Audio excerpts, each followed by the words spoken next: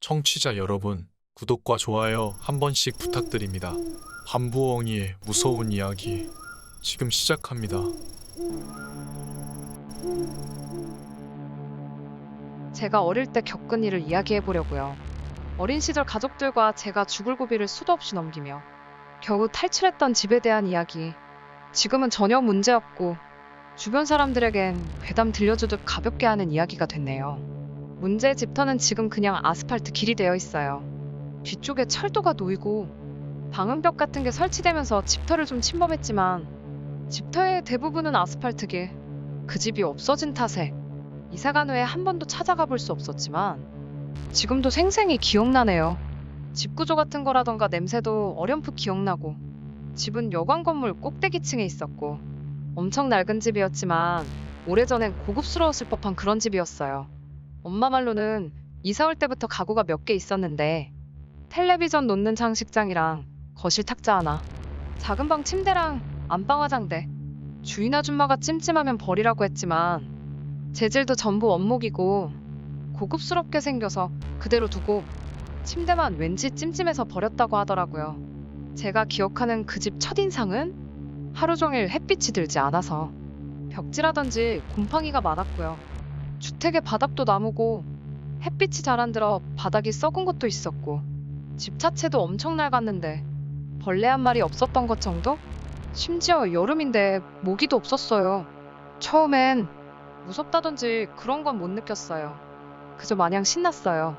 그 전에 내 가족이 한 방에 잤었는데 그렇게 갖고 싶던 오빠와 내 방이 생긴 것이 기뻤고 집이 이상하게 마음에 들었던 것 같아요. 그때 오빠가 12살이고 제가 10살이었는데 작은 방에 원래 있던 침대를 빼고 작은 침대 2개를 나란히 넣어줬어요. 일주일은 아무 일도 없이 잘 지나가고 이사간 후 일주일 뒤 수요일 새벽에 자다가 깼는데 이상한 소리가 들렸어요. 누가 손가락으로 벽을 딱딱 치는 소리 같은 게 불규칙하게 딱딱딱딱딱딱딱 이런 식으로 들렸어요. 처음엔 오빠가 일어났나 싶어서 그냥 자려고 눈을 감고 스르르 잠들었을 때 갑자기 얼굴이 너무 시원한 거예요. 그때가 여름이었거든요. 그 집이 원래 시원한 편이라 선풍기는 켜놓지 않았어요. 도둑 든다고 창문도 닫고 자고 있었거든요. 얼굴에 바람이 부는 것도 아니고 바카 같은 걸로 세수한 기분이랄까. 나중엔 팔하고 허리까지 시원했는데 뭔가 갑갑한 느낌도 들었던 것 같아요. 그때 누가 제 어깨를 잡고 확 끌어당겼어요.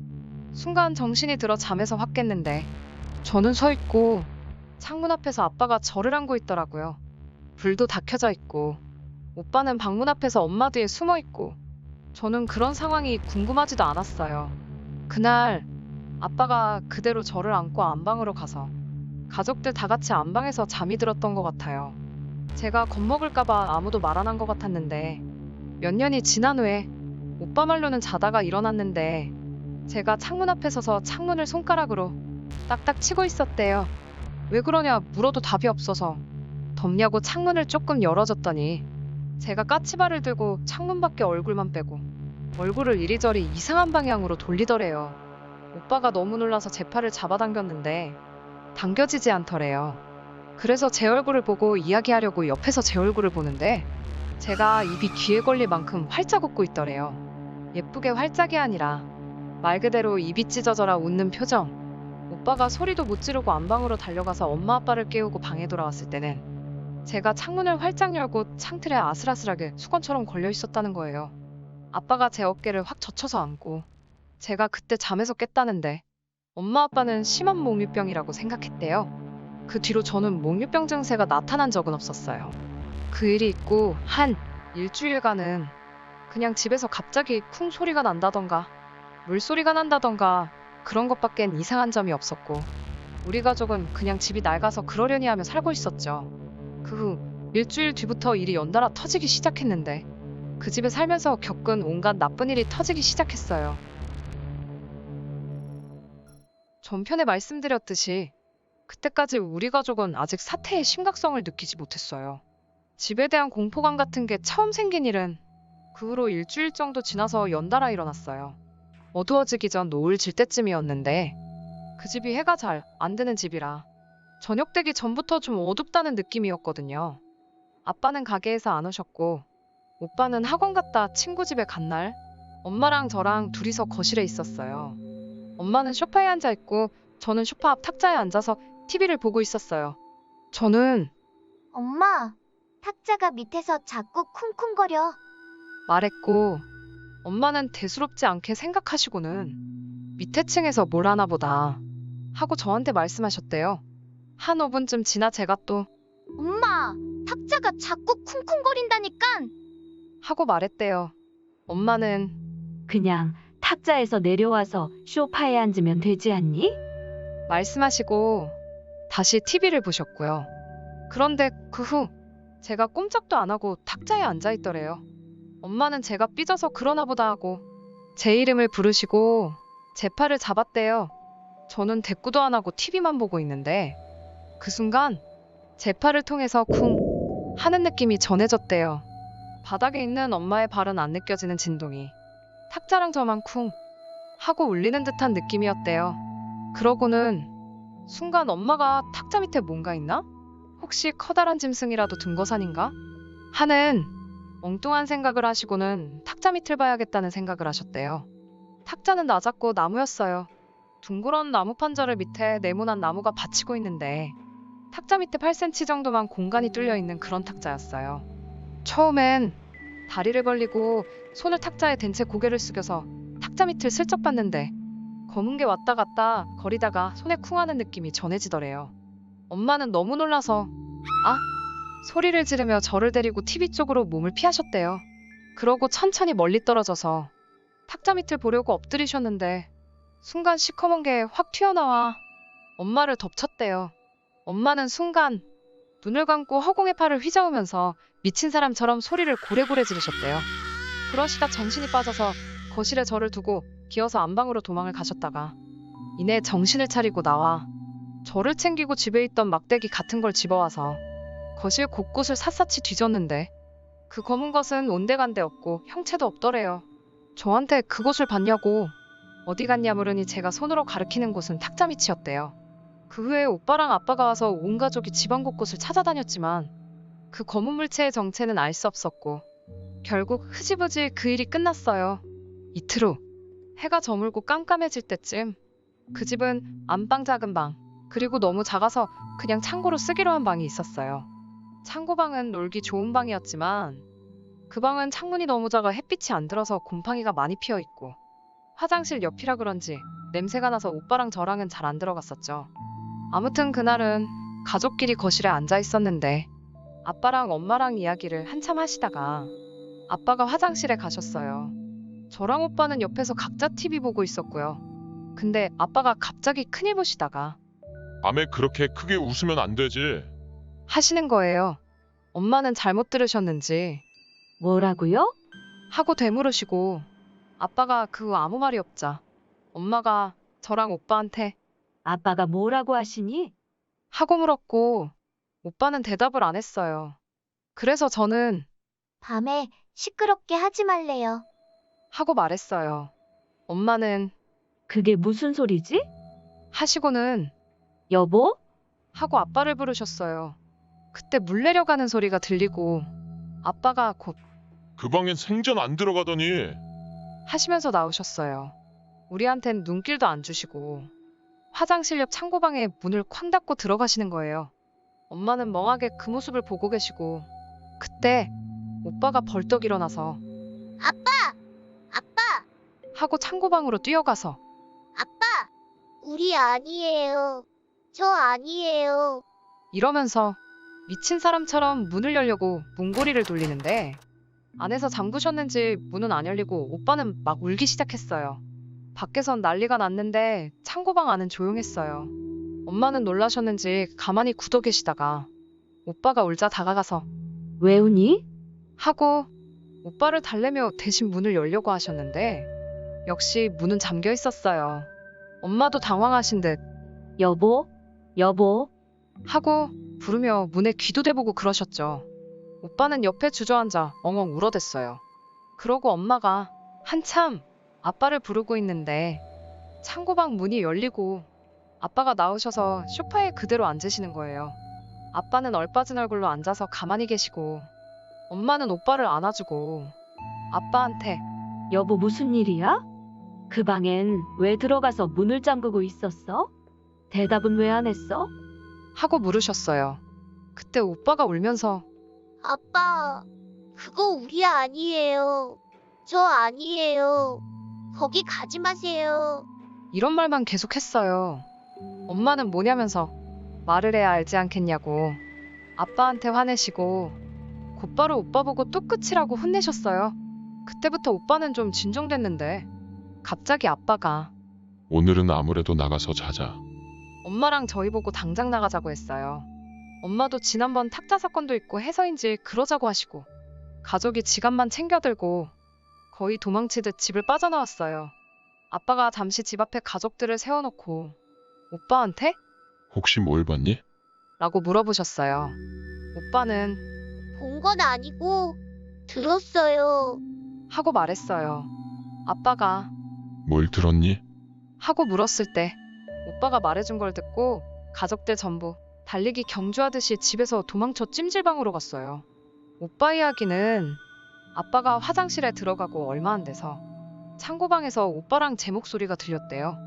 막 웃으면서 아빠, 하며 소리치는 것.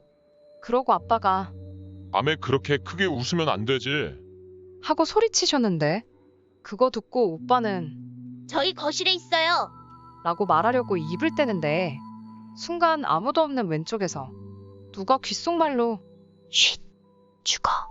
오빠는 그대로 굳어서 아무 말도 못하고 있는데 아빠가 화장실에서 나와서 거실 쪽은 쳐다도 안 보고 그 방으로 걸어가는데 그 방에서 계속 우리 목소리가 아빠, 아빠, 부르면서 웃어댔다는 거예요. 아빠는 그 일에 대해서 그날 딱히 아무 말씀도 하지 않으셨는데 몇 년이 지난 후에 말씀해 주시길 아빠는 화장실에서 우리가 떠드는 소리가 너무 시끄러워서 나가면 혼내켜줘야지 생각하셨대요. 그런데 아빠가 화장실에서 나와서 그 방에 들어간 기억은 없으시대요. 정신 차려보니 밖에서 엄마가 부르고 있고 오빠 울음소리가 났대요. 아빠는 뭔가에 단단히 홀렸구나 싶어 뒤돌아 나가려던 찰나 오빠 목소리가 들렸대요. 그 뒤로 발이 돌덩이처럼 무겁고 겨우 방을 빠져나와서 소파에 앉았는데 그 방에서 계속 애들 소리가 들리고 뭔가에 홀린 것 같이 멍해서 집에서 당장 나가야 할 것 같은데 라는 말 한마디를 꺼낼 수가 없더래요. 그러고 웃음소리가 멈췄을 때 겨우 집에서 나가자고 말씀하셨대요. 그날부터 아빠는 이사 가야겠다는 생각을 조금 하셨다는데 가족이 갑자기 이사 갈 집도 마땅치 않고 지금 집을 어떻게 해야 할지 막막해서 그럴 수 없으셨대요. 덕분에 그 뒤로 반년 넘게 우리 가족은 그 집에 계속 살아야 했죠. 그날은 가족들 모두 찜질방에서 하룻밤을 지냈어요. 다음날 아빠는 가게를 하루 쉬시고 엄마랑 함께 건물 주인을 만나셨대요. 저희 부모님은 그때 건물주 할머니를 처음 뵙는 거였는데 키도 작고 나이도 많은 노인인데 얼굴에 심술이 가득 차 있었대요. 아빠가 조심스럽게 집에 대한 이야기를 꺼내자마자 아빠 말은 잘라먹고 요즘 세상에 무슨 귀신 타령이냐? 그러시더래요. 아빠가 그 집에 못 살겠다고 집 빼달라고 하니까 눈에 보이는 게 문제가 있으면 그래 주겠는데 미신 이야기나 들이밀면서 무슨 소리 하냐? 정 그렇게 무서우면 내가 무당 불러줄게. 하며 비꼬듯이 이야기했대요. 집주인이 그렇게 나오는데 부모님도 어떻게 할 방법이 없는 데다 보증금도 못 돌려받은 제 집을 빼고 이사갈 수도 없는 노릇이었대요. 그날은 아무 성과도 없이 그냥 돌아오셨고 결국 그날 우리 가족은 그 집에 다시 돌아갔어요. 겨우 어제 일 잊어버리고 학교에서 잘 놀다가 그 집을 다시 가려니 지옥에 끌려가는 느낌이었어요. 엄마 아빠 손에 끌려 억지로 다시 그 집에 들어섰을 때 처음 그 집의 인상과 너무 다르더라고요. 곳곳이 누런 벽지가 괜히 무섭기도 하고 시원해서 좋다고 생각했는데 으스스하고 소름이 돋고 무엇보다 오빠는 제가 그때 밤에 했던 행동도 몽유병이 아니라 뭔가 다른 것이라고 생각했대요. 그래서 오빠는 그 방에서 못 자겠다고 엄마 아빠한테 떼를 썼어요. 저도 오빠가 그 방에 안 잔다고 하니 저도 같이 떼를 썼고요. 그랬더니 엄마 아빠가 그럼 안방에서 같이 자자 하셨어요. 그런데 신기하게 내 식구 같이 자면서부터 그런 일이 좀 줄어드는 거예요. 그냥 가끔 저녁에 쿵 소리가 난다던가 TV가 꺼진다던가 하는 자잘한 일만 가끔 생기고 괜찮은 듯 싶었어요. 그래서 그날 이후 항상 내 식구가 같이 잤는데 열흘 정도가 지나서였어요. 우리 가족들이 잘 때 큰 이불 2개를 깔고 엄마, 저, 오빠, 아빠 이렇게 누워서 자거든요. 엄마 옆에는 이사 올 때부터 있던 그 화장대가 있고 그 옆에 방문이 있었어요. 방문을 항상 닫고 잤는데 그날따라 너무 더운 거예요. 그래서 방문을 열고 잤거든요. 방문을 여니까 거실이 너무 무서운 거예요. 그날은 내 식구가 전부 다 긴장해서 스탠드 같은 것까지 켜놓고 쉽게 잠도 못 들고 한참 이야기를 하다가 잠들었는데 어디서 이야기 소리가 계속 들리는 거예요. 좀 시끄러워서 중간에 눈을 떴어요. 엄마 목소리인 것 같아서 엄마, 하고 엄마 쪽을 봤는데 엄마가 뒤돌아 누워 있더라고요. 방문 쪽을 바라보고 옆으로 누워서 주무시고 계신데 엄마 옆 화장대 위에 어떤 사람이 이상한 소리 내면서 춤을 추고 있는 거예요. 화장대가 바닥에 앉아서 쓰는 좌식 화장대라 높이가 낮아서 그곳에 하체가 보였어요. 너무 무서워서 눈을 감았다가 떴는데 도저히 못 보겠어서 실눈을 뜨고 보는데 하얀 발목이 껑충껑충 뛰면서 춤을 추는 것 같은 거예요. 도저히 보고 있을 수가 없어서 다시 눈을 감았는데 이상한 소리를 계속 내는 거예요.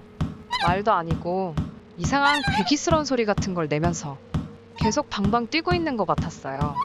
식은땀 뻘뻘 흘리면서 거의 몇십 분을 뒤척이지도 못하고 그렇다고 눈을 뜨지도 못하고 그 이상한 소리를 듣고 있다가 저도 모르는 사이에 잠이 든 것 같아요.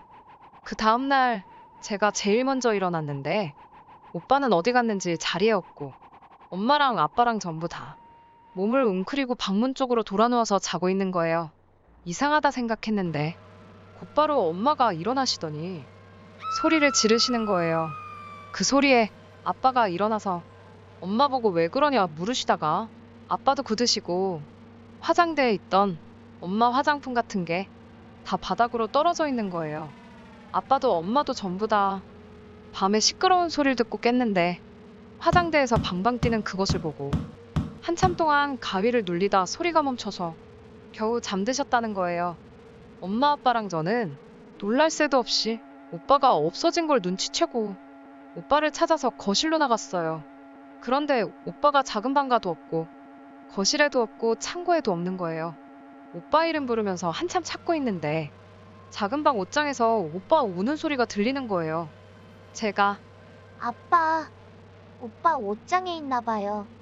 라고 해서 아빠가 옷장 문을 열었는데 오빠가 진짜 괴성을 지르면서 옷장에서 튀어나와 방 밖으로 뛰쳐나가다가 넘어지는 거예요. 엄마가 놀라서 바로 오빠를 일으켜 세웠는데 오빠 얼굴이 퉁퉁 부어서 밤새 울었는지 아빠랑 엄마가 왜 그러냐 물어도 대답도 안 하고 밖에 나가자. 우리 밖에 나가자. 계속 그랬어요. 엄마는 알았어, 씻고 옷만 갈아입고 나가자. 하면서 달래셨는데 오빠는 싫다고 지금 나갈 거라고 소리를 지르고 난리를 부렸어요. 결국 오빠 상태도 그렇고 옷도 안 갈아입으려고 해서 오빠를 학교에 못 보냈어요. 저는 학교 다녀와서 집에 왔는데 오빠가 계속 어린애처럼 엄마한테 착 달라붙어 있었어요. 평소 같으면 오빠한테 장난치고 놀렸을 텐데 저도 그냥 얌전히 아빠 옆에 붙어 있었어요.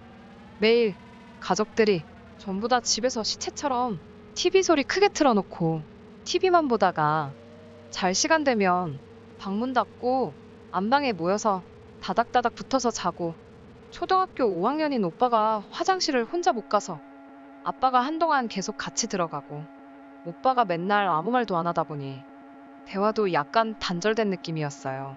그러고 또 며칠간 아무 일 없다가 가족끼리 외식하는 날이었어요. 기분 전환 겸 그날 고기를 먹으러 갔는데 거의 다 먹어갈 때쯤 오빠가 엄마 아빠한테 우리 집에 가지 말자. 그러는 거예요. 그랬더니 아빠가 오빠를 달랬어요. 목요일 날 왜 그랬는지 엄마 아빠한테 말을 해야 엄마 아빠가 안다고 말도 안 하고 집에 가지 말자 그러면 아빠 엄마는 뭐가 무서운지 모르겠다고. 엄마 아빠가 지금 당장은 이사 못 가지만 조금 있다가 다른 데로 꼭 이사해 줄 테니까 뭐가 무서운지 엄마 아빠한테 말해달라고 말씀하셨는데 그때서야 오빠가 그날 이야기를 꺼냈어요. 그날 오빠는 자다가 화장실을 갔는데 무서워서 화장실 문을 열고 볼일을 봤대요. 근데 어렴풋이 방에서 떠드는 소리가 들려서 누가 깼나 보다 하고 안 그래도 무서웠는데 잘됐다 생각했대요. 그래서 기분 좋게 볼일 보고 방에 가려고 나왔는데 화장대 위에서 키가 큰 여자가 하얀 천을 둘러매고 머리는 산발에 발목만 허옇게 내놓고 춤을 추면서 알아들을 수 없는 이상한 소리를 내고 있더래요. 너무 무서워서 소리도 못 지르고 화장실 앞에서 꺽꺽대며 울고 있었는데 그게 화장대에서 폴짝 뛰어내리더니 오빠를 잡으러 막 쫓아오더래요. 이상한 춤을 추면서 이상한 소리까지 내면서 오빠가 안방으로 도망치려다가 그 여자한테 잡힐 것 같아서 작은 방으로 가서 옷장 안에 숨었는데 그게 옷장 밖에서 이상한 소리를 내다가 엄마 목소리도 흉내내고 아들, 나와봐. 아빠 목소리도 흉내내고 빨리 나와. 제 목소리도 흉내냈는데 오빠 옷장 안에서 뭐해? 가족들 목소리로 너 안 나오면 죽어. 죽는다. 이리 나와. 빨리. 죽는다. 밤새도록 옷장 앞에서 쿵쿵 뛰어대면서 가족들 목소리로 협박했다가 갑자기 이상한 소리로 끽끽 웃어대다가 오빠는 옷장에 숨어서 소리내서 울지도 못하고 밤새 흐느껴 울었다는 거예요. 그날 밤 아빠랑 저랑 엄마가 이상한 소리가 멈춰서 겨우 잠들 수 있었을 때 그 귀신이 오빠를 쫓아가서 그랬던 거죠. 나중에 알게 됐는데 그 옷장은 우리가 가져온 옷장이거든요. 엄마가 아빠한테 시집 올 때 가져온 옷장인데 외할머니가 그 옷장 안에다가 부정 쫓는 그런 부적을 붙여두셨나 봐요. 그래서 귀신이 그 옷장에 숨은 오빠한테 해코지를 못한 것일 수도 있다고 엄마가 그러시더라고요.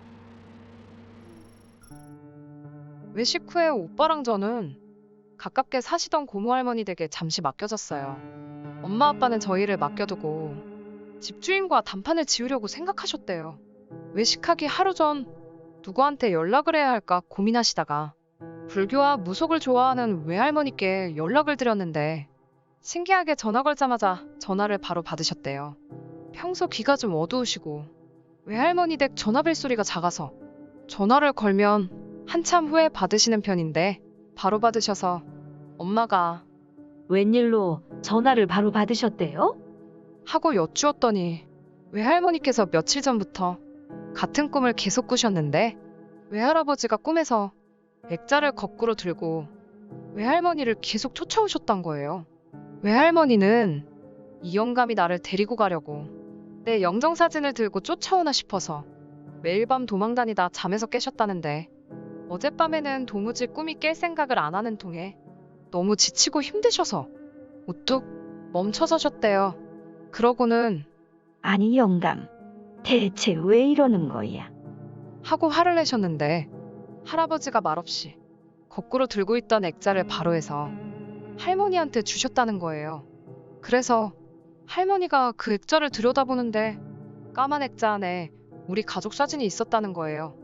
그런데 사진이 보면 볼수록 이상하고 찜찜해서 자세히 들여다봤더니 우리 가족 말고 한 사람이 더 있었다는데 머리는 산발을 한 흰옷을 입은 여자가 자기도 우리 가족인 양 우리 가족한테 딱 붙어 있더래요.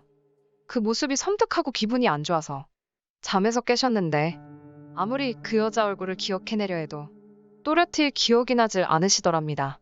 그래서 온종일 걱정하며 엄마 전화 오길 기다리셨다는 거예요. 먼저 전화를 하지 않으신 건 괜히 나쁜 꿈을 꾸고 전화하면 재수 온 붙을까봐 그렇게 못하셨다고. 엄마는 외할머니 이야기를 듣자마자 모든 이야기를 털어놓으셨대요. 그랬더니 외할머니가 꿈속 사진에서 본 꼴이 우리 가족한테 그것이 꼭 붙어있는 게 이사가도 쉽게 떨어질 것 같진 않고 일단 내일 애들 맡겨놓고 내려오라고 하시더래요. 그래서 엄마 아빠는 우리를 고모할머니 댁에 맡기고 바로 내려가셨어요. 외할머니 댁까지 2시간 거리여서 저희 데려다 주고 내려가니 밤 10시에 도착하셨는데 시간도 너무 늦어서 그날은 그냥 외할머니 댁에서 자고 그 다음날에 외할머니가 용암 무당집을 데려가셨대요. 아빠는 집안이 천주교라서 무당집은 처음이라 긴장하셨는데 생각보다 멀쩡한 가정집이고 불교용품이 있다는 것 빼곤 특별할 것도 없었대요. 그 무당은 40대 여자인데 모시는 신대문인가?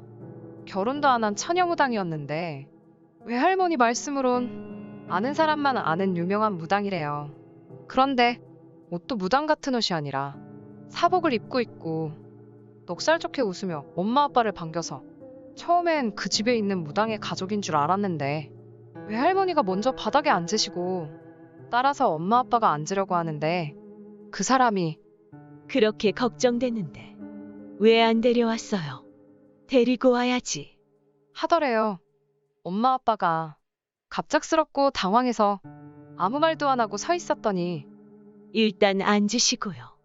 딸은 안 데려와도 아들은 데려와야 되는데. 하면서 우리가 겪은 일은 듣지도 않고 다 맞추더래요. 딸은 한 번 죽을 뻔하고 아줌마는 놀라서 나자빠지고 아저씨는 한 번 호되게 홀리고 아들은 한 번 지독하게 괴롭힘했구만. 어떻게 아느냐고 물었더니 그 집에 있는 귀신 중에 하나가 엄마한테 붙어서 자랑하듯이 이야기해 주었다고. 아주 재밌어 하고 있다고.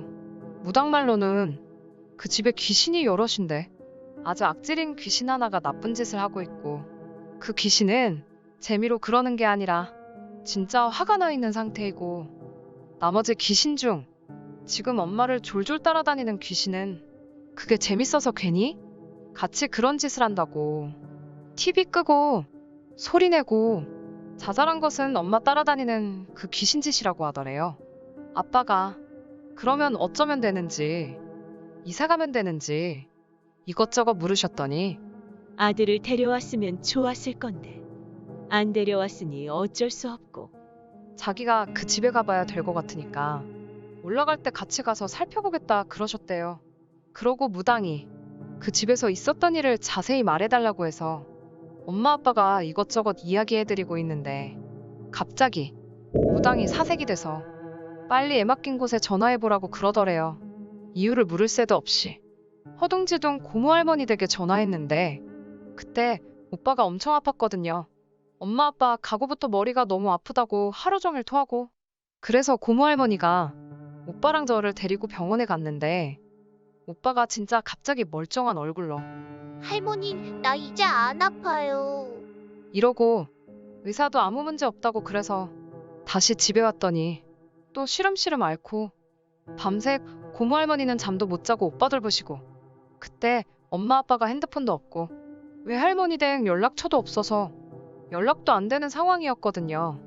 전화 끝내고 무당 아줌마가 당장 가는 게 좋지 않겠냐고 본인도 같이 가주신다 하셔서 엄마 아빠랑 외할머니랑 무당 아줌마랑 급하게 고모할머니 집으로 갔대요. 내려가는 길에 오빠 아픈 걸 어떻게 아셨냐고 물으니까 엄마 옆에 붙어있는 그 귀신이 갑자기 낄낄대고 너무 좋아하는 꼴이 분명히 그 악기가 애들한테 해코지를 했구나 싶어서 알았다는 거예요. 무당 이야기를 듣고 나서 엄마는 계속 오빠 걱정해 오시고 외할머니는 달래주시고 아빠는 무슨 정신으로 운전했는지 기억도 안 날 정도로 정신없이 오셨대요. 저는 낮잠 자고 있을 때 엄마 아빠가 고모할머니 댁에 도착하셨는데 고모할머니 집에 들어가자마자 엄마보다 무당 아줌마가 먼저 오빠한테 달려가서는 오빠를 안고 엉엉 우셨다는 거예요. 고모할머니는 생전 처음 보는 여자가 저희 오빠를 안고 오니까 놀라서 멍하니 쳐다보고 엄마는 그때 아무 이유 없이 갑자기 서러워져서 무당이랑 같이 엉엉 우셨대요. 무당 아줌마랑 엄마랑 정신없이 울고 있을 때 외할머니가 고모할머니한테 상황 설명하시고 아빠는 주차하고 올라오시고 아빠가 자고 있는 저를 깨워서 집에 가자고 하셨어요. 고모할머니도 천주교셔서 무당을 별로 달가워하지 않으셔서 같이 안 가신다고 하셨어요. 그래서 고모할머니께 인사드리고 집으로 가는데 차가 좁아서 저는 엄마 무릎에 앉아서 가고 오빠는 무당 아줌마 무릎에 앉아서 갔는데 무당 아줌마가 오빠를 계속 쓰다듬으면서 오빠 이름을 계속 중얼거리셨어요. 저는 그때 그 아줌마가 무당인 거 모르고 그냥 아는 사람인가 보다 생각했어요. 신기한 게 엄마 아빠는 오빠 이름을 그 아줌마한테 한 번도 가르쳐 준 적이 없었다는데 아줌마는 오빠 이름을 어떻게 알았는지 집 가는 내내 오빠 이름을 주문처럼 외우셨는데 외할머니가 엄마한테 우는 모습이나 말투로 봐서는 아마 외할아버지였을 거라고 하셨대요. 집에 도착하고 차에서 내리자마자 무당 아줌마는 오빠를 내려놓고 무표정으로 집안에 제일 먼저 들어가셨고 그 이후로는 마치 다른 사람처럼 오빠를 끌어안거나 하지 않았어요. 집안에 들어가서도 특별한 행동은 없고 그냥 이방저방 둘러보고 다니다가 유독 한참 동안 멈춰 서 있을 때가 있었는데 창고방이랑 안방 화장대 앞이었어요.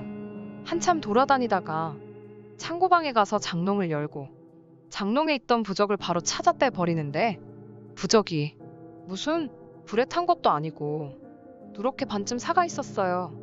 후에 외할머니가 붙여두신 부적인 걸 알게 되었죠.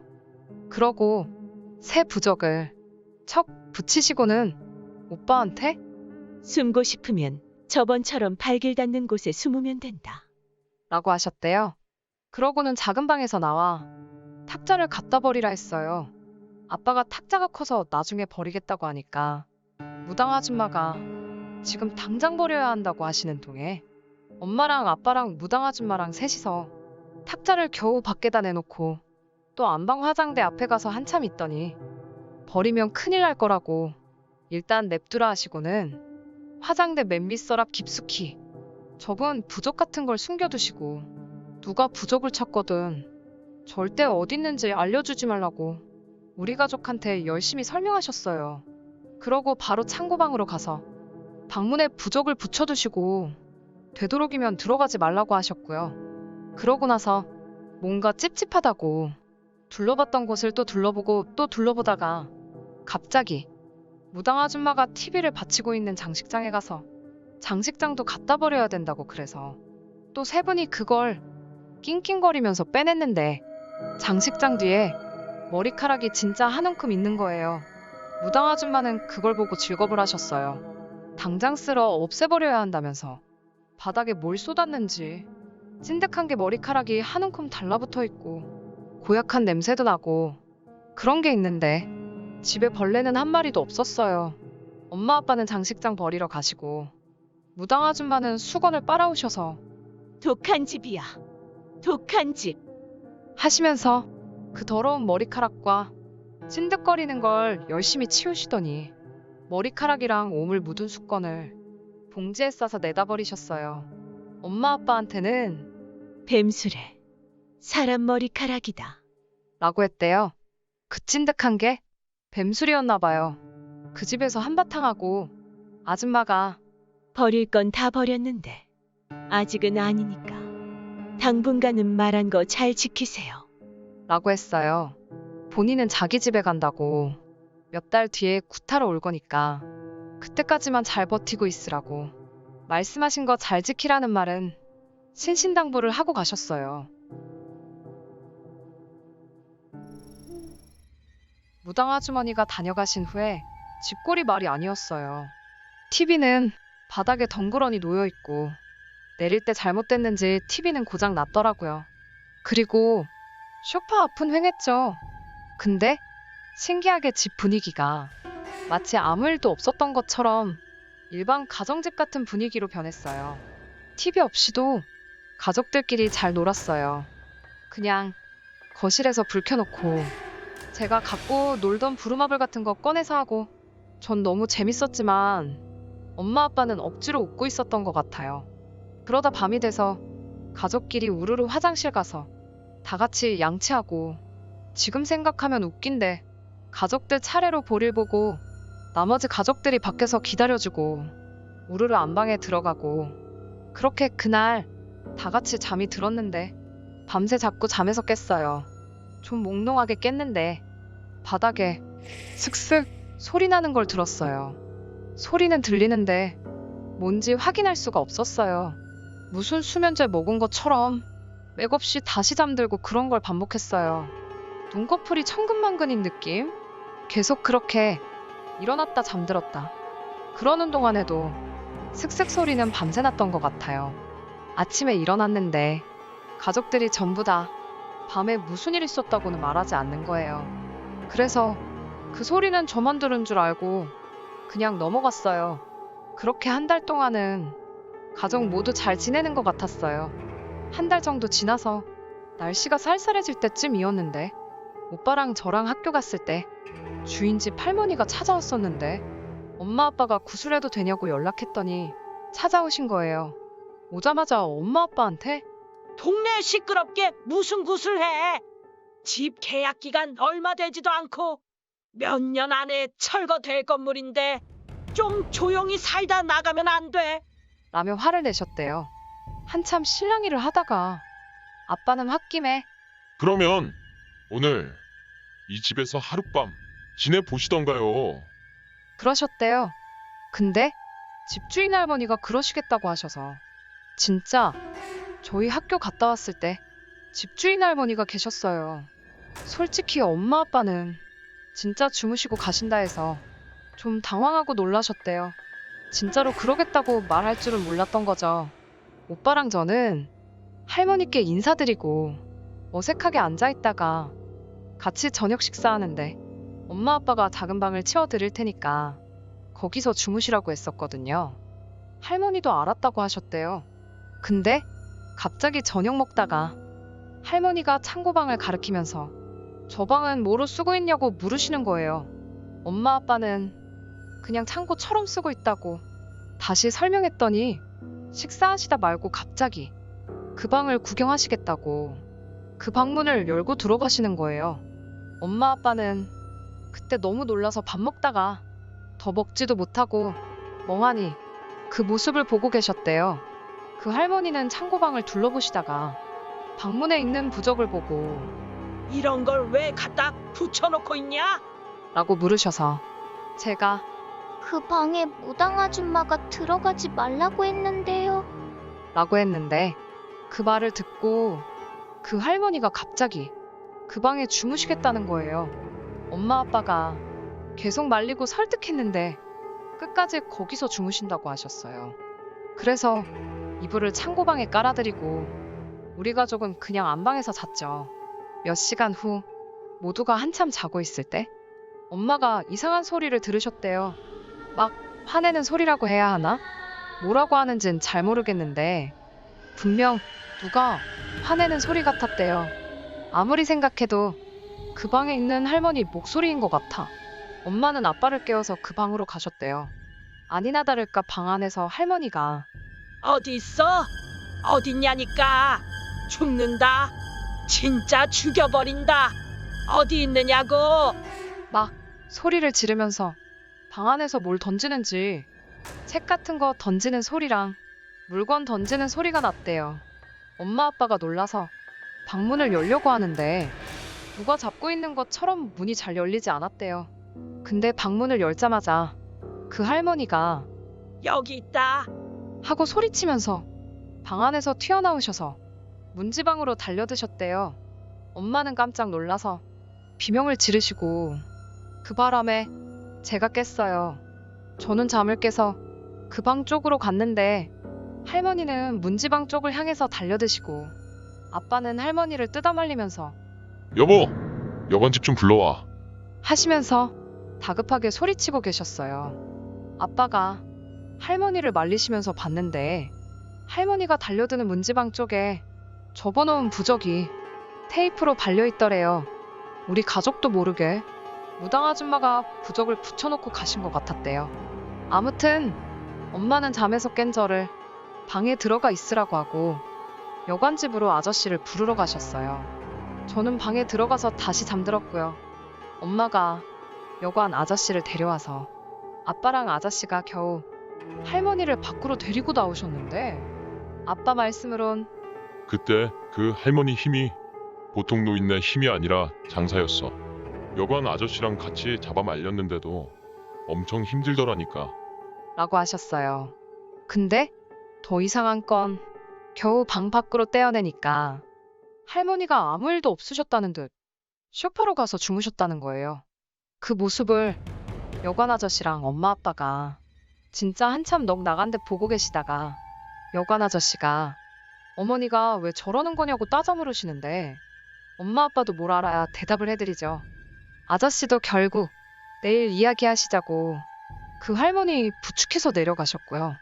그 일이 있는 동안 저는 다시 방에 와서 오빠 옆에 다시 누웠다가 얕게 잠이 들었어요. 그때 제가 꿈을 꿨는데 제 꿈에 노란 한복을 입은 아저씨가 나와서 제 이름을 부르시면서 이리로 와보라는 거예요. 저는 거부감이 하나도 들지 않아서 아저씨한테 가까이 갔어요. 그랬더니 아저씨가 갑자기 일어나거라. 하고 호통치시는데 그 소리가 귀 바로 옆에서 천둥 치듯이 크게 들리는 거예요. 무섭다는 느낌은 아니었고 그냥 많이 놀랐어요. 너무 놀라서 잠에서 벌떡 깼는데 꿈에서 본 아저씨 얼굴이 너무 생생한 거예요. 방은 깜깜하고 조용한데 방문은 살짝 열려있고 밖에서 어른들 소리가 들리는데 왠지 거실에 나가기보다 오빠를 깨워야겠다 싶어서 오빠를 흔들어 깨웠어요. 그랬더니 오빠도 깜짝 놀란 사람처럼 벌떡 일어나는 거예요. 저는 계속 멍했고 오빠도 뭘 생각하는지 아무 말 없고 둘이 엄마 아빠 들어오실 때까지 멍하니 앉아 있었는데 엄마 아빠가 그때 방에 들어오셨어요. 두 분 다 방에 들어오셨다가 저희가 앉아 있는 거 보고 놀라셔서 불부터 켜시고 나쁜 꿈이라도 꿨느냐고 물어보셨는데 저는 어떤 노란 옷 입은 아저씨가 꿈에서 나보고 일어나라고 소리치는 꿈 꿨어요. 그런데 그 아저씨 목소리가 너무 커서 놀라서 일어났어요. 그랬더니 오빠도 꿈에서 그 아저씨를 봤다는 거예요. 오빠는 꿈속에서 엄마 아빠랑 제가 방 안에서 뭘 찾고 있더래요. 오빠가 엄마 아빠한테 뭘 찾는 거냐 물으니까 엄마가 오빠한테 야, 밖에 무당 아줌마 오셨는데 부적을 가져오시라고 하신다. 라고 했대요. 그러고 곧바로 아빠가 근데 어디 있지? 야, 너는 기억하니? 그러시는데 오빠는 아무리 생각해도 이상했대요. 무당 아줌마가 그렇게 몇 번이나 말했는데 엄마 아빠가 왜 기억 못하지? 하는 생각도 들고 게다가 제가 빠른 속도로 바닥을 스스스 기어다니면서 장롱 밑을 막 보고 다니는 게 너무 무섭고 이상하더래요. 가장 결정적으로 엄마 아빠가 저희한테 야 라고 안 하시거든요. 항상 누구야 하며 이름 부르시거나 아들, 딸 하고 부르시지. 아무튼 그게 이상해서 밖에 진짜 무당 아줌마가 있는지 확인하려고 했대요. 마침 방문이 열려 있어서 밖에 나가진 못하고 문 쪽에 가까이 갔는데 누가 열린 방문 사이에 서 있었대요. 처음엔 잘 안 보이다가 서서히 그 사람 모습이 뚜렷해지는데 하얀 옷을 입은 그 산발머리 여자가 서 있더래요. 근데 저번과는 다르게 오빠가 그 여자 얼굴을 정확히 봤는데 얼굴이 뱀비늘처럼 되어 있고 귀까지 찢어진 입에서 뱀혀를 쭉 빼고 있는데 방에 들어오지 못하는지 열려있는 방문으로 들어오질 못하고 마치 유리라도 있는 것처럼 머리를 허공에 대고 쿵쿵 찢고 있더래요. 그러다가 오빠가 더 가까이 가니까 머리를 미친 속도로 쾅쾅쾅쾅쾅 오빠가 너무 놀라서 뒤로 자빠졌는데 넘어질 때 등에 뭐가 부딪혀서 봤더니 노란 옷을 입은 아저씨가 천둥처럼 큰 목소리로 그 여자한테 이 더러운 것아, 썩 꺼져라. 하고 소리치셨다는 거예요. 그때 제가 깨워서 꿈에서 깼는데 오빠도 그 아저씨 얼굴이 너무 생생하다고 하는 거예요. 결국 그날 밤은 가족들 모두 다 뜬 눈으로 밤을 새고 말았죠. 그런데 며칠 후 엄마가 외할머니께 전화해서 그날 있었던 일을 말씀드리는데 외할머니는 이야기를 듣자마자 그 꿈에 노란 옷 입은 아저씨가 외할아버지인 것 같다고 하셨어요. 알고 보니 외할머니 외할아버지가 엄마를 낳고 엄마 첫돌날 입으신 옷이 그 노란 옷이었어요. 진짜 신기한 게 지금은 꿈속에서 본 얼굴이 기억 안 나지만 외할머니 댁에서 외할아버지 사진을 보고 오빠랑 제가 그때 꿈에서 본 할아버지가 확실하다 했었대요. 아빠는 아침에 우리를 학교에 보낸 다음 여관집으로 갔어요. 내려갔더니 집주인 할머니는 안 계시더래요. 새벽에 도망치듯이 집에 가셨다고 해요.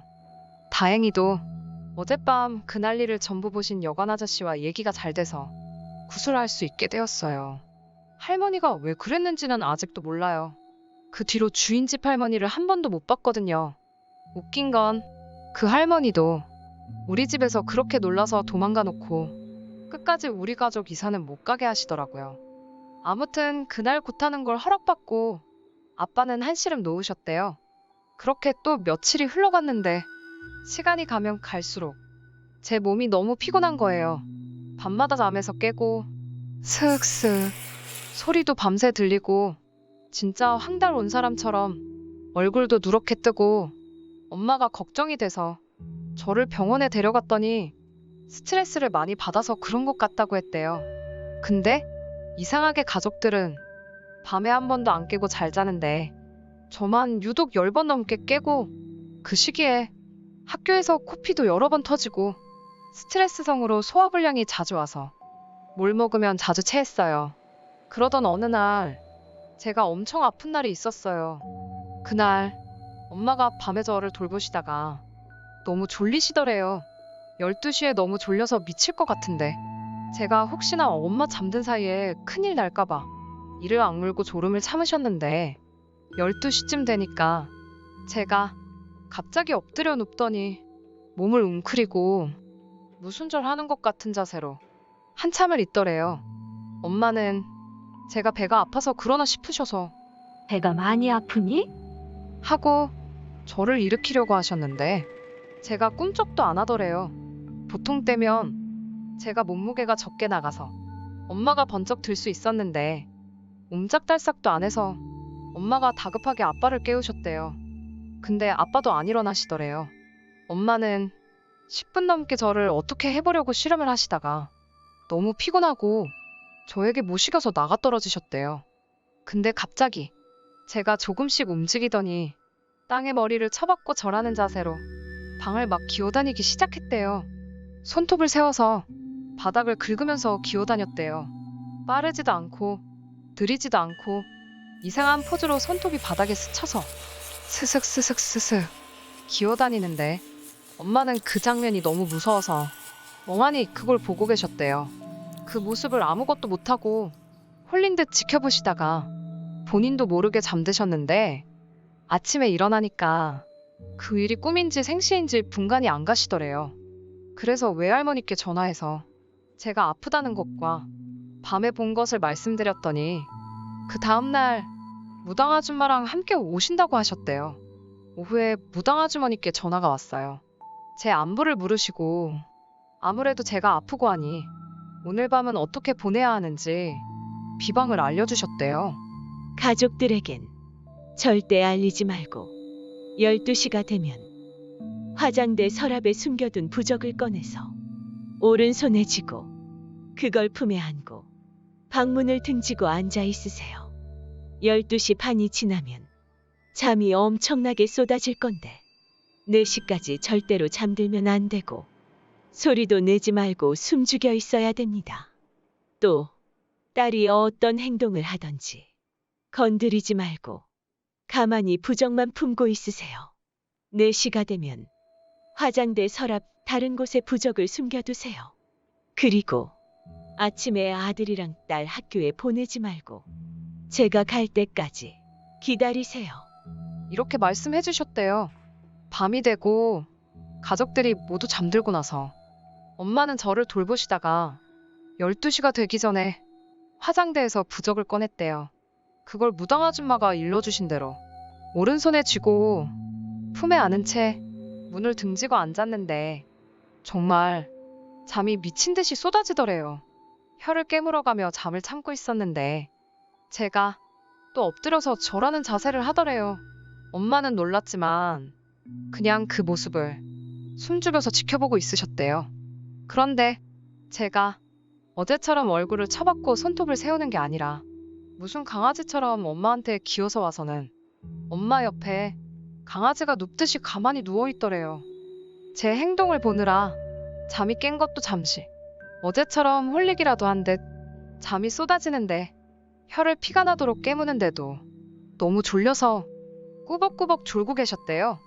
근데 그럴 때마다 제가 엄마 다리 위에 두 손을 올리고 꾹꾹 눌러서 깨우더래요. 그렇게 겨우 4시까지 버텼더니 저는 언제 그랬냐는 듯 제자리로 돌아가 잠들고 엄마는 가족들이 모르게 다른 서랍에 부적을 숨기고 잠드셨대요. 그러고 그 다음날 무당 아줌마가 외할머니랑 함께 집에 찾아왔어요. 이상하게 무당 아줌마가 갈치를 한가득 싸들고 찾아오셨는데 엄마한테 갈치를 주면서 저녁밥은 이걸로 하시라 그랬대요. 갈치는 냉장고에 넣어둔 뒤에 무당 아줌마랑 우리 가족은 거실에 모였어요. 아줌마가 한참을 아무 말 없이 집안 이곳저곳을 보시다가 갑자기 엄청 상냥한 말투로 엄마한테 혹시 코코라는 고양이 기억하세요? 하고 물으셨는데 엄마는 그 말을 듣는 순간 머리에 뭔가 쿵 하고 얻어맞은 기분이 드셨대요. 코코라는 고양이는 엄마가 중학생 때 키우던 고양이였는데 코코는 길고양이였는데 새끼를 낳다가 새끼는 몸이 너무 약해서 죽고 코코도 거의 죽어가던 걸 엄마가 주워와서 외할머니 허락을 받아 키우셨다는 거예요. 외할머니는 코코한테 살쾡이가 살쪘다고 살찐이라고 불렀는데 엄마는 그게 너무 마음에 안 들어서 외할머니 모르게 코코라는 이름을 붙여주셨대요. 그래서 그 이름은 엄마만 알고 있고 무당 아줌마가 그 이름을 아실 턱이 없는 거죠. 코코는 정성 들여 돌봐서 회복한 뒤로도 거의 10년을 키웠는데 사실상 키웠다고도 할 수 없는 게 원래 길고양이라 집에 붙어있지는 않았대요. 그런데 항상 엄마가 학교 다녀올 때 대문에 가만히 앉아서 기다리고 있었대요. 외할머니가 주는 밥은 안 먹고 엄마가 주는 밥만 먹고 엄마를 그렇게도 좋아했대요. 그런데 어느 날부터 안 보였대요. 장마철이라 비가 쏟아지는데 고양이가 돌아오질 않으니까 엄마는 며칠 동안 비 맞으며 고양이를 찾았는데 결국 찾을 수 없었대요.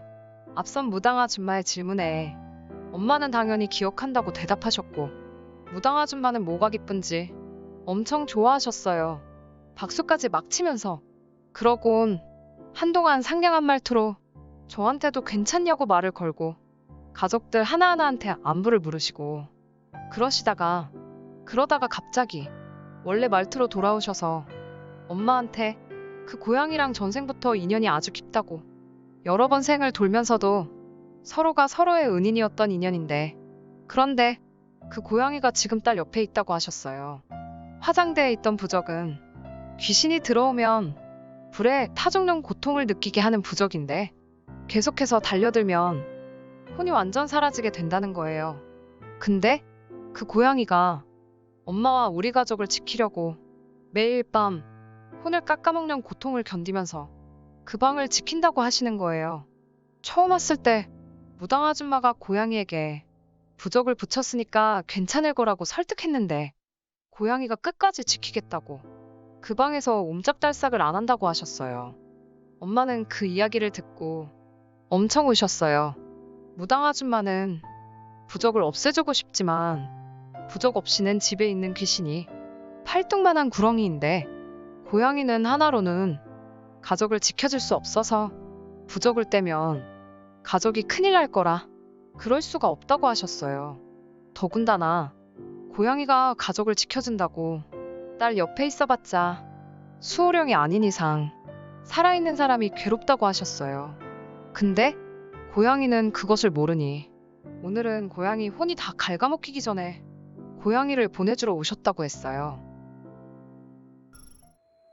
그날 저녁 식사 후 고양이를 성불시키는 제사를 간단하게 지냈어요. 굿 일하기보단 간단한 제사였어요. 사오신 갈치는 제사상에 올라갔고요. 그때 저는 무당 아줌마가 시키는 대로 가만히 앉아 있었는데 제사 지내는 중간중간 기억이 뚝뚝 끊기는 듯한 기분이 들었어요. 무당 아줌마는 제사 후 곧바로 가셨어요. 구순 당장 못하니까 몇 달 더 있으라고 하셨는데 이유는 모르겠어요. 아무튼 고양이를 보내는 제사를 지내고부터 저는 잠을 잘 자게 되었어요. 근데 무당 아주머니가 가시면서 새로 당부하신 게 있었는데 오빠한테 꿈에 뭐가 나와서 말을 걸든 대답을 하면 안 된다. 만일 하더라도 절대 4번 이상 대답하면 안 된다. 그러고 내려가셨는데 그 뒤로 3개월 동안 가족들끼리 안방에 갇히다시피 살았어요. 이미 그 집에 겁을 집어먹은 탓에 스트레스도 만만치 않았어요. 무당 아줌마가 안방 말고는 잠자리로 안전한 방은 없다 하셨거든요. 그렇게 3개월 동안 오빠는 잊을만 하면 요상한 꿈을 꿨대요. 오빠 일기에 적혀 있는 것만 말씀드리자면 병원에서 의사 선생님이 어디 아파서 왔냐고 묻는 꿈, 길을 잃어버리는 바람에 경찰서에 가서 경찰한테 이름을 질문받는 꿈, 엄마가 화내면서 뭘 잘못했는지 말할 때까지 때린다고 혼나는 꿈, 심지어 퀴즈쇼에 나가는 꿈까지. 그게 무당 아줌마가 말하신 질문인지는 잘 몰라도 신기하게도 꿈을 꿀 때마다 오빠는 남자 목소리가 꿈이다. 꿈이야. 정신 바짝 차리거라. 하는 목소리를 들었다는 거예요. 오빠도 꿈인 줄 몰랐으면 대답을 했을지도 모르지만 매번 꿈인 걸 알게 해준 거죠. 그렇게 시간이 가고 마지막 한 달째에는 오빠가 꿈을 전혀 꾸지 않게 되었대요. 신기하게 그 시기에 딱 무당 아줌마가 연락도 없이 찾아오셨어요. 밤중에 갑자기 젊은 여자 한 명하고 같이 오셨는데 원래는 사복을 입고 다니시는데 옷까지 무당처럼 차려입고 오셔서는 가족들 전부 오늘 밤 다른 곳에서 자고 오라고 하셨어요. 그날 엄마랑 저희는 고모 할머니 집에서 자고 아빠는 가게에서 쪽잠 자고 아침 일찍 집에 갔더니 같이 왔던 젊은 여자는 이미 돌아갔는지 없고 무당 아줌마가 끝났다고 인사하고 가셨대요. 가시면서 집에 향 냄새 빠지면 마누라랑 애들 데리고 들어와서 이사 갈 때까지 편히 지내세요. 라고 하셨는데 무당 아줌마한테 돈을 챙겨드렸더니 외할머니한테 은혜 입은 게 있다고 돈도 거절하시고 그냥 가셨대요. 그 뒤로는 거짓말처럼 아무 일도 없었고 우리 가족은 2달 뒤에 이사를 갔어요. 이사를 간 후에 아빠가 동네 사람들한테 들은 이야기로는 우리가 이사 오기 전 그 집에는 산을 좋아하는 아저씨가 살았는데 산에 가면 뱀을 잡아다가 산채로 술을 담그고 그걸 모으는 게 취미였대나 봐요. 어디까지나 소문이지만 제가 겪은 이야기는 여기까지예요. 그 집에서 정말 이상하고 무서운 경험을 했는데 한편으로는 외할아버지와 고양이 같은 고마운 존재들이 많다는 걸 알았던 계기였어요. 우리는 모두 혼자 잘나서 살고 있는 것처럼 보이지만 서로에게 도움을 주고 받고 있다는 걸 느꼈어요.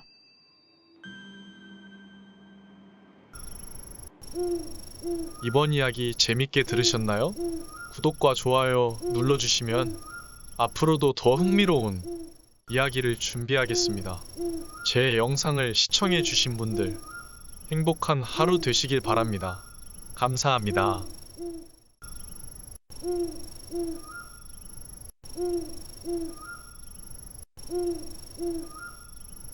음.